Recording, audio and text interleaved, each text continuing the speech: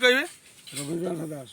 କହିବେ ଯୋଉ କେତେ ଦିନ ପାଣି ଘେରେ ଥିଲେ 5 ଦିନ ହେଲାଣି ଆଜି ପାଣି ଛାଡ଼ି ଯାଇଛି ଆଜି ପାଣି କମିଯାଇଛି କହିବେ 5 ଦିନ ଯୋଉ ପାଣି ଘେରେ ଥିଲେ ସେଠି ଶୁଖିଲା ଖାଦ୍ୟ ରନ୍ଧା ଖାଦ୍ୟ ଠିକ୍ ଦିଆଯାଇଥିଲା କି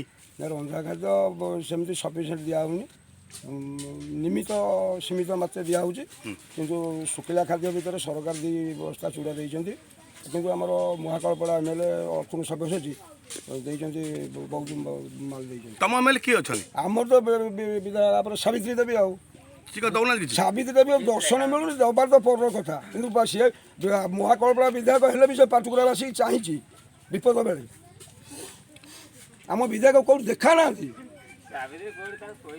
ସାବିତ୍ରୀ ଦେବୀ ଆମେ ଏମ୍ଏଲ୍ଏ କଲୁ ଆମକୁ ଦେଖା ଦେଇନାହାନ୍ତି ଏପର୍ଯ୍ୟନ୍ତ ବଡ଼ି ବାଚାର ନଞ୍ଚର ବୁଟଯାଉ ଯେବେ କି ପୋଲ କତିକି ବି ଆସିନାହାନ୍ତି କେବଳ ପାଟକୁରା ବିଧାୟକ ସିଏ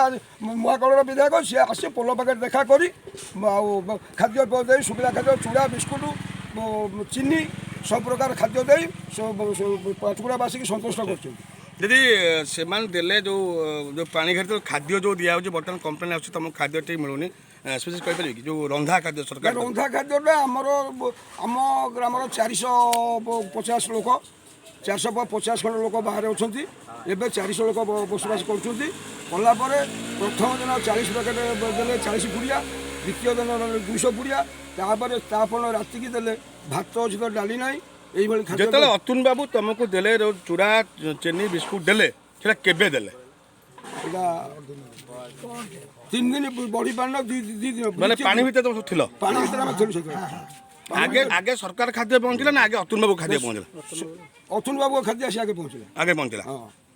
ধন্যবাদ।